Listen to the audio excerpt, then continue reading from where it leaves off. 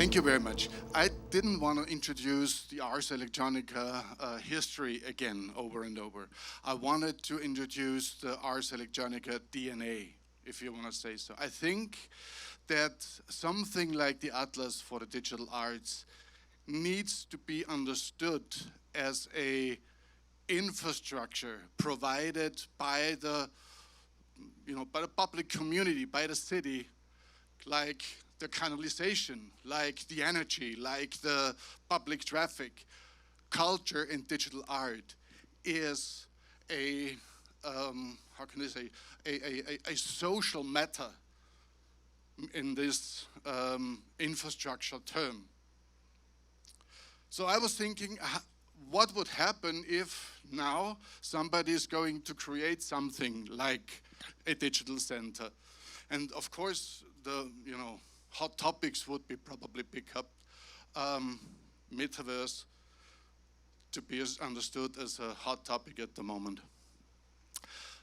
There have been so many, and are still so many, infrastructures addressed as metaverses, like Minecraft, massively multiplayer online role-playing games, Fortnite, the Roblox. They are existing since almost decades. Second Life, who remembers Second Life way back early 2000. And of course, the sugar candy colored vision of Mark Zuckerberg's new, as I heard, totally new metaverse. I would say, look at this video. It's on YouTube. Look at this video. Try to understand what it is about. It's worth seeing the negative option on the future, and then go and read this book. And then we know we can't leave this infrastructures, social infrastructures, to the industry or to the military.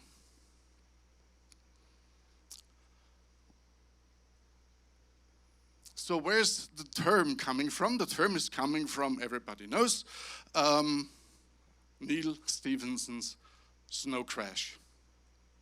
That was 1992, but he wasn't, in an empty vacuum, what was happening at this time around.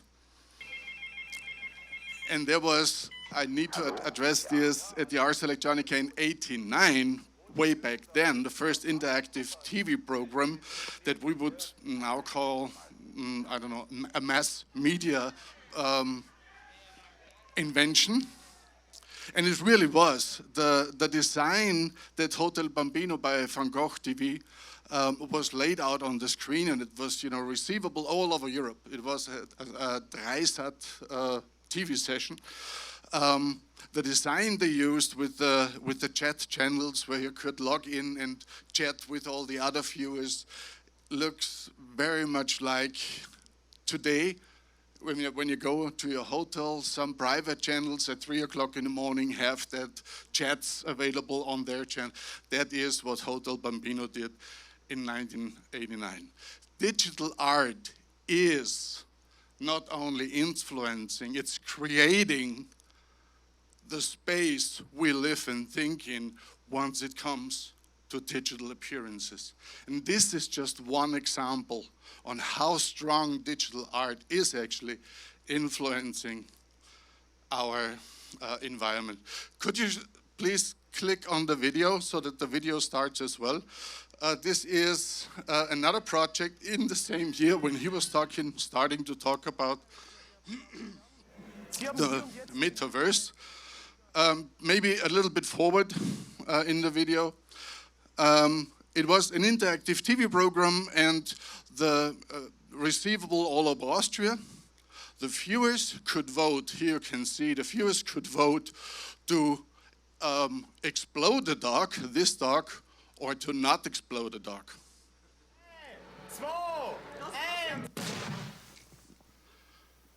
This was, stop it here please. This was a social experiment on mass media.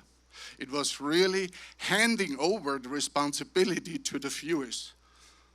That was, now we would say, social media environments. This was mass media environments, of course, made interactive.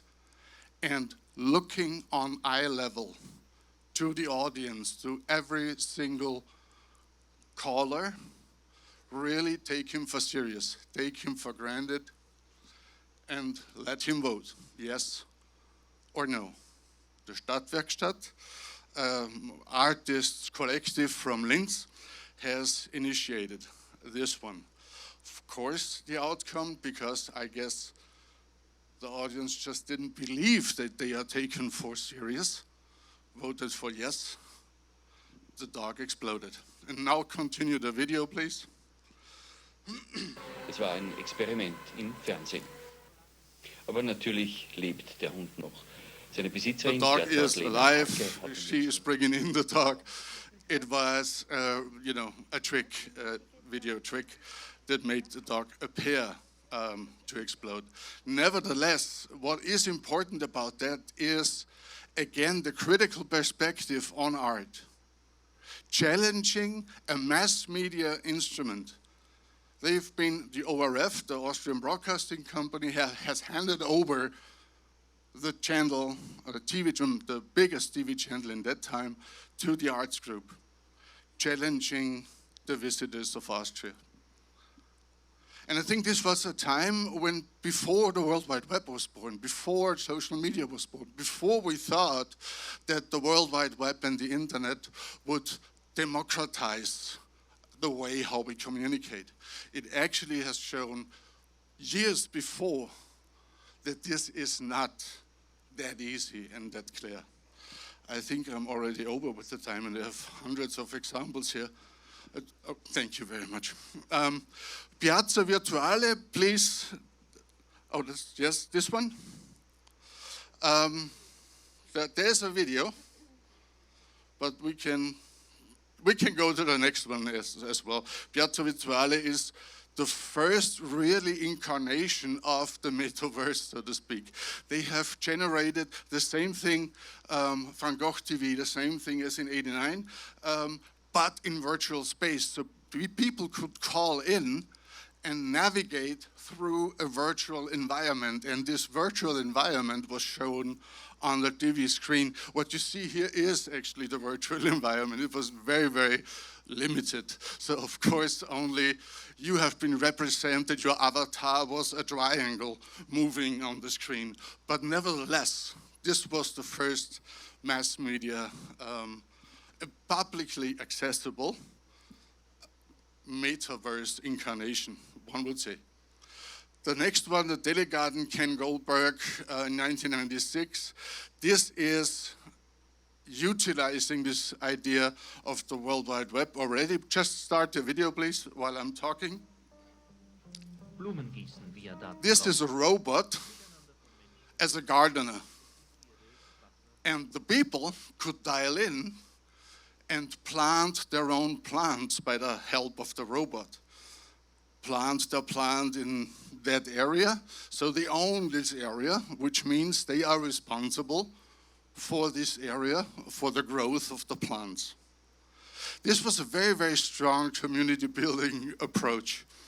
We had even, and I was responsible technically for that, a hacker on that robot, and the robot was wetting the garden all night long, and next day everything was, the water was even close to the computers on the table, etc., etc. So, but the community, 5,000 gardeners who were actively participating in that project, they have helped us to close all the leaks, so to speak, and helped us to make that garden survive even the attacks. What's nice on that idea is that it became, for the first time, and that's credits to Ken Goldberg, it became for the first time a biological environment that you remotely would take care of. and that you remotely, together with others, would share your, your garden community from thousands of kilometers, but your neighbor isn't like the somebody from living in your city. Your neighbor might be from Korea or United States or Mexico or wherever they come from to care about their plants. A very, very strong project, as I see. Lido, and now we are coming to this mapping the real world and the virtual world, trying to close the gap between the virtual part and the real part. Lido was a project at the Ars Electronica festival by the Futurelab in 2007 already, and it was this beach area that we have come up with, and we had a small portion of a lake, and we had these chairs laid out, and it was raining like hell, so it wasn't like the perfect beach weather, but nevertheless, people came. And also we had a copy of that actual space in the virtual world. And on that space, you had monitors where you could look to the perspective of that place, but in the virtual world. So the avatars that are visiting this place are visible also in the real space. Just trying, here we go. This is what it looked like in Second Life. And what's nice about that, if I go back, you could see, well, at least you could hear, because we had loudspeakers under the sand. So a virtual character crossing the beach would go tap, tap, tap, tap, tap, tap, tap, tap, and you could listen to the position of the virtual visitor. So this was a very, very strong experience, because there was all of a sudden, you were not alone there. All of a sudden there was some ghosts appearing. And we had a possibility to talk to each other, which was the firefighters are using this, the Tröte, very loud to say something. The megaphone, thank you very much, megaphone was the word. So we had a megaphone installed on that place, and the virtual visitors could go to the megaphone and say something to their own microphone, and then they were distributed loudly via the place, very loud, and vice versa. You could go to the megaphone and talk back to the virtual visitors in that space. And we didn't plan for it, but it worked. The little guy here, he is playing with a hose. That little hose was connected also to the virtual lake. If virtually somebody was jumping in the lake, then this hose was spitting out the water in the real space. And then we had this spy momentum where real visitors were looking for real people to pass by, talking to the virtual visitors, telling, now!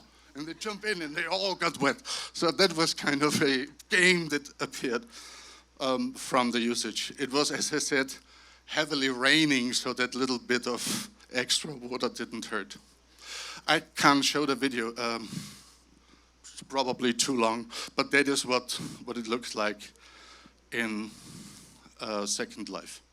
So where are we go when we talk about the real virtual continuum? A milligram is the most important theoretical fundament of the real environment, virtual environment gap, and the mixed reality, augmented reality portion in between. But what if we have something that actually is happening in the real space and in the virtual space at the same time? It can't go on that worldwide renowned, very, very famous continuum. Please start the video shortly. What we have presented here was a line, as we say, a virtual line, described by 3 lights. And I'm touching the line here and manipulating the line. And this virtual line is following my movements in the real space. So the virtual space all of a sudden becomes part of the real space, incorporated in the real space, and I'm not touching a drone, I'm touching the representative of the virtual line in the real space that allows me to manipulate this virtual appearance. That is the future for architectural designs. You can walk through buildings before they are even built. That is, of course, only 3 drones. You don't do it with that. But with huge swarms, it's definitely possible. That has all happened before Mark Zuckerberg was talking about having a virtual meeting room. How boring. And I think that this needs to be understood, that there are qualities detected by the artists maybe just by throwing stones in the water and see where the waves are bubbling up, but maybe also based on heavily research. And the artists are easily utilizing the virtual end and the real end, bending this whole diagram and forming one circle out of it, and then it meets in one point that is what I call the converged reality. The red door, very simply, in 2020, Corona, online visitors, offline visitors, this red door was positioned in the virtual space and in the real space at the same time. On both sides, you could open the door and then talk to the opponent. What I would like to describe with what I have shown here is art is more than just a matter for artists. Art is the fundamentals of the future of our society. And it's true that science creates the knowledge about. It's also true that the technology creates the possibilities that we can work with. But it's very much true that art creates the meaning of it. Thanks a lot. Thank you, Horst Hortner.